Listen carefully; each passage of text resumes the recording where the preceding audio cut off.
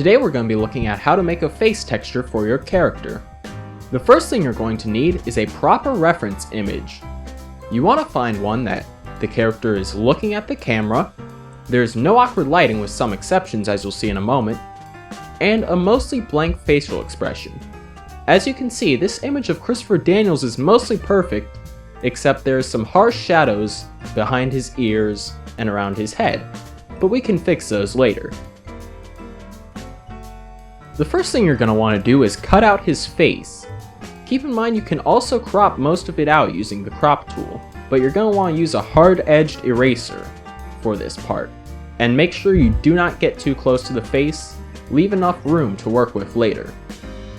So as you can see, we're finishing up, leaving a little bit of room, but not too much, getting most of his face cut out.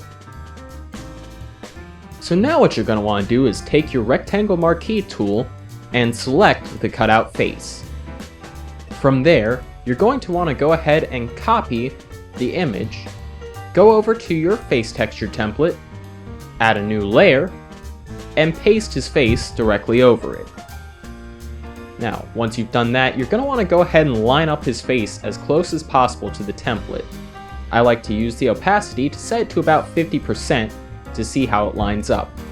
I also prefer using the mouth as a guide, so you're going to want to make sure the mouth of the face template is lined up with the mouth of the image you're using as a reference. Then you're going to want to go ahead and duplicate the face template and sandwich your character's face in between it. From there, I like to select a soft edge eraser at about 100 pixels since the template I'm using is a 1024 by 1024.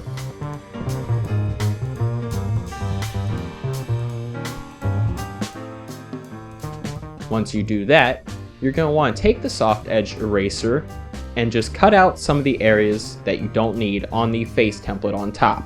I like to start with the eyes, nose, mouth, and the eyebrows.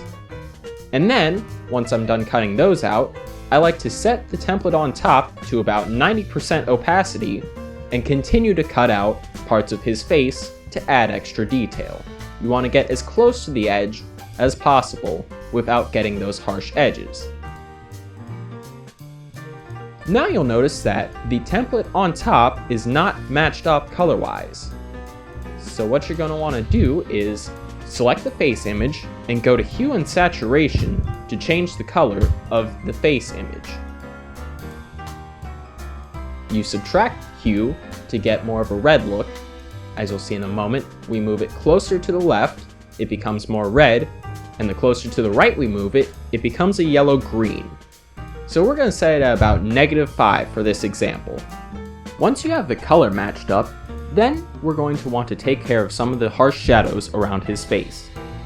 In Photoshop, there's a wonderful tool under the lighting section called Shadows and Highlights. You can use the Light and Shadows feature to get rid of some of those harsh shadows. You don't want to do it too much, as it will take out some of the shadows that are needed to give him natural detail. So I like to set it at about 50%, depending on the face image being used. So once you do that, then you can match up the lightness of the face image itself by going back to your Enhance menu and going to Hue and Saturation, then reduce the lightness to the point that it matches the background.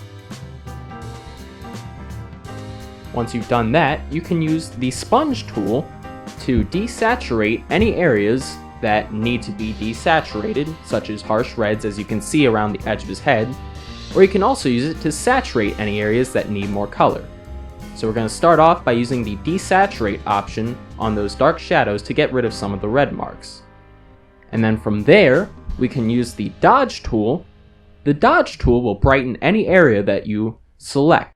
So we're going to go over some of those harsh shadows with the dodge tool.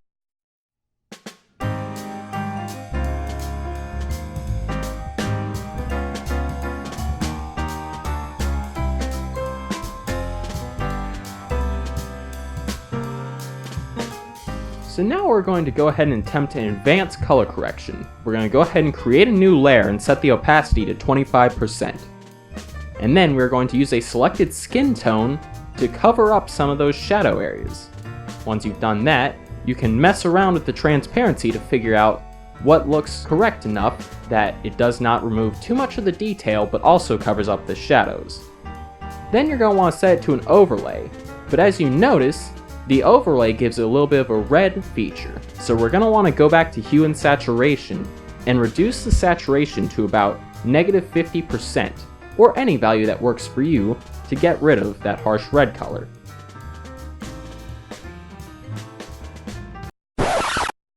Keep in mind that this is my method of creating face textures. Throughout this series, you'll be seeing how I make my characters. Keep in mind that others make their characters differently. There will be certain tips that you feel work better for you, and some that will not. It is up to you to determine what you like to do and what you think works best. This is not an end-all be-all process, but instead an art.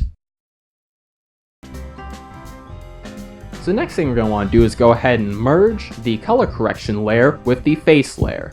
Now we're going to want to zoom in on the eyebrows and use the lasso tool to surround the eyebrows. Because what we're going to do is we are going to get ready to separate the eyes and the eyebrows. That way they are not connected in game.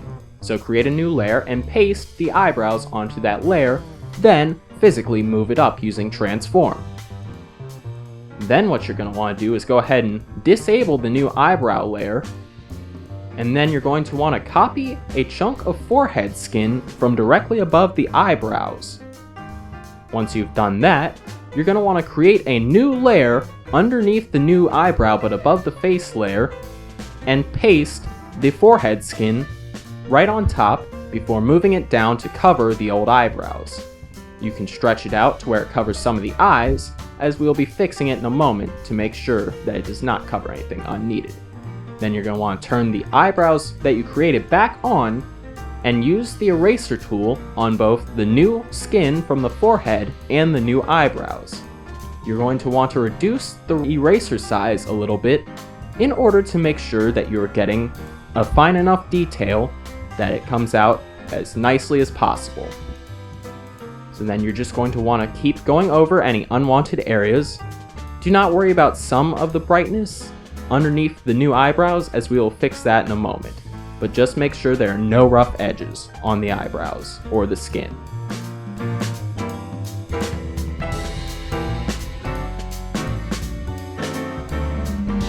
So now when you zoom out, you may notice that it looks a little bit strange because the eyebrows have been lifted. However, we will fix that in-game.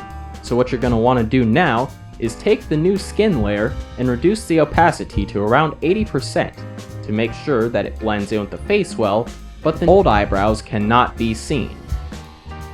Once you're done with that, you're going to want to go ahead and merge the brow, the new skin layer, and the face layer. Then you're going to want to duplicate the face layer to where there's now two of them. Once you've done that, you're going to want to go to filters and select the high pass filter and set it to about 17.9 radius. Then set that layer to an overlay. What an overlay does is anytime you color over an overlay with white, as you can see, it creates these bright highlights. However, if you set it to black, you get these dark shadows and almost a red. But if you set it to 50% brightness, a perfect gray, it has no effect on the lighting. The only reason you see an effect is because it's coloring with a single color over the already detailed layer. However, when you set it to high pass, it brings out these colors. So, you're going to want to set the high pass layer's opacity to about 50 to 75% to make sure the contrast is right. I prefer 50% for this example, as it brings the right amount of details without over baking the texture. Then you're going to want to go ahead and use the dodge and burn tools to get rid of any contrasting areas, such as bright spots over the eyebrows or dark spots around the head.